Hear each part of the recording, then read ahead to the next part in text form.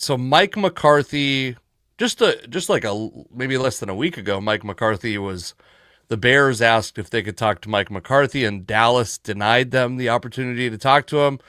Said he was part of their plans in 2025, wanted him to stick around. I mean, obviously, a lot changes. You get through negotiations. I think he would have been going into a lame duck season as a coach, which is very uncommon for someone to go into a season as a lame duck coach. When a coach goes in as a lame duck, it's kind of presumed that that will be his final year with the team, and not because he's retiring. Like if the team is unwilling to extend him going into his final season, that means they don't have a ton of faith in him.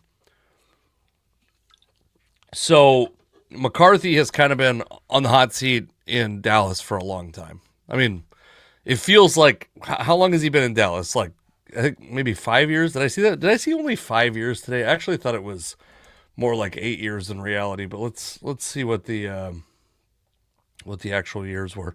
God damn, it is 5 years. 2020 to 2024. He's in Dallas. Has limited success.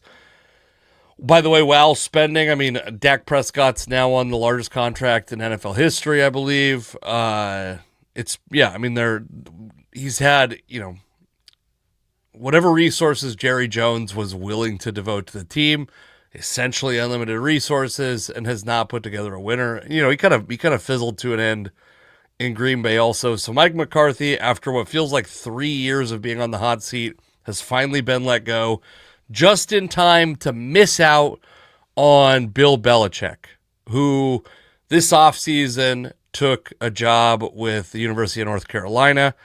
And he has one interesting provision, one interesting clause in his contract, which is that his buyout, in order to get out of his contract, his buyout is $10 million until June 1st, 2025, which is particularly weird because that means that he could.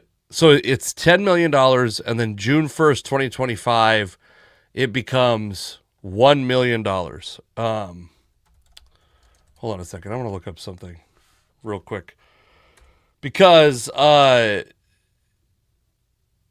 this is interesting to me. This may not be a reason for this. I guess let's talk about it in a lot of detail.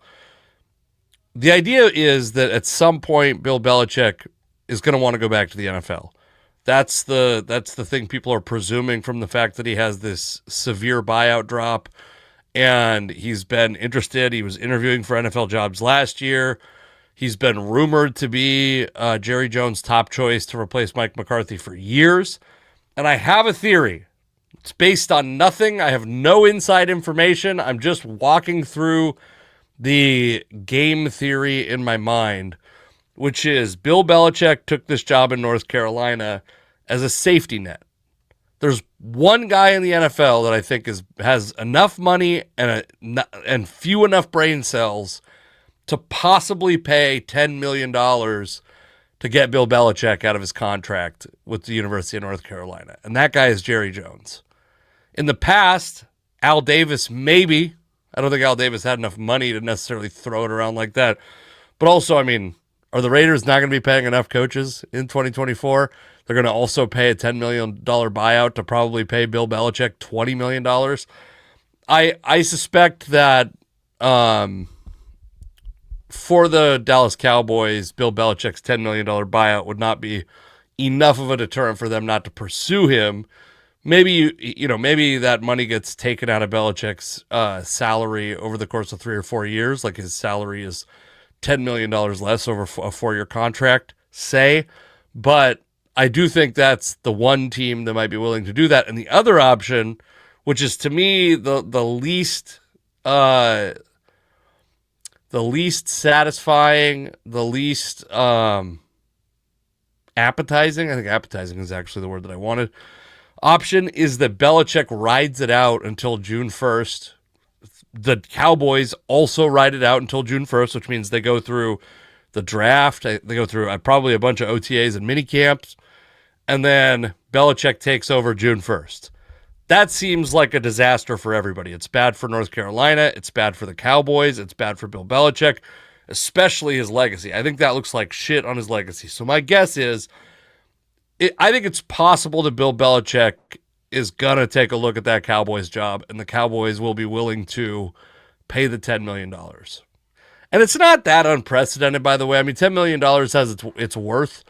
But like the Broncos gave up a first-round pick to acquire Sean Payton as their head coach. That's probably not quite $10 million in expected value, but it's probably somewhere. I mean, it's quite a bit of expected value.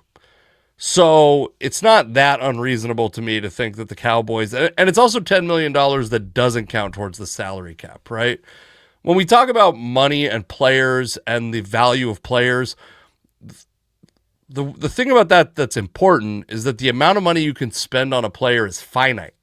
You can only spend up to the salary cap, theoretically. I know there's a lot of stuff about the NFL salary cap being fake. And by the way, I was against it, and then you see the Saints skirting it. I mean, fuck, you see the Seahawks skirting it. Frankly, the Seahawks, I've been very annoyed with the idea of people going, well, the Seahawks can clear a whole bunch of space. Sure, they can.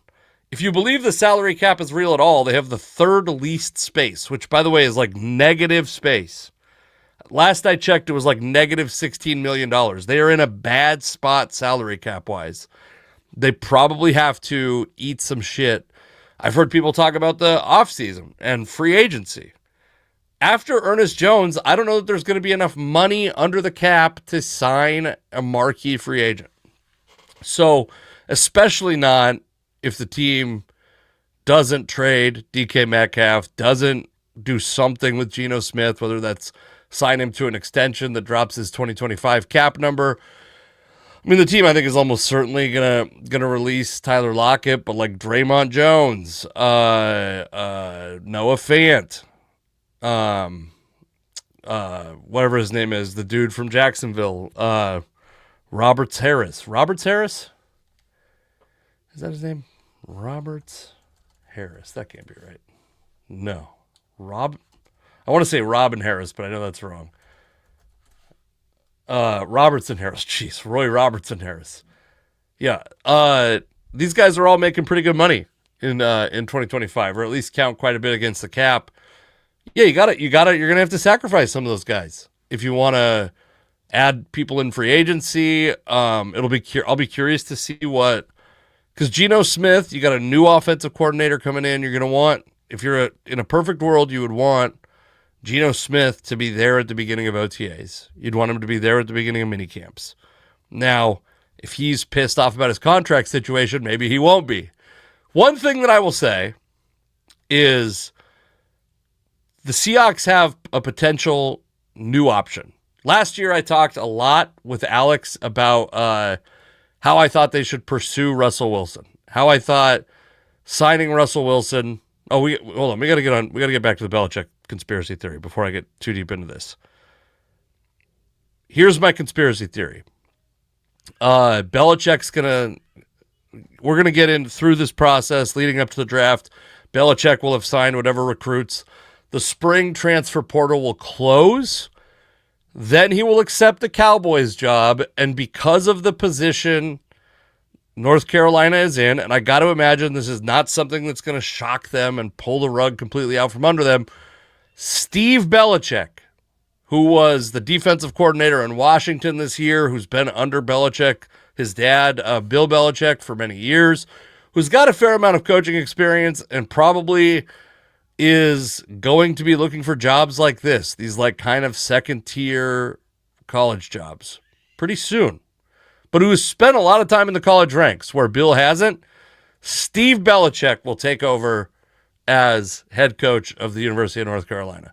I mean, he might be a better recruiter, frankly, in 2025. He might be a better recruiter than Bill in 2025. That's my conspiracy theory. That's with zero information, with zero inside knowledge. And also, by the way, if you're North Carolina and the way that schools' athletic programs are struggling financially in a lot of cases, I don't know if North Carolina's is, you're happy to take that $10 million. You're happy to essentially if you could keep something like the same coaching staff, have a lot of these guys get signed under Bill Belichick by Steve Belichick, maybe you want to stick around because Belichick remains. Give him a year, see what the kid has, the 30-something-year-old kid. That could be a win for everyone also, by the way. Steve Belichick gets a head coaching opportunity. North Carolina gets a Belichick disciple, the most literal Belichick disciple, more literal of a Belichick disciple than Mike Vrabel, who just took his former job in New England. More of a disciple than Gerard Mayo, whose job he just took. More of a disciple than Josh McDaniels, who's probably got to be part of that scenario at some point. Is he following Belichick to North Carolina?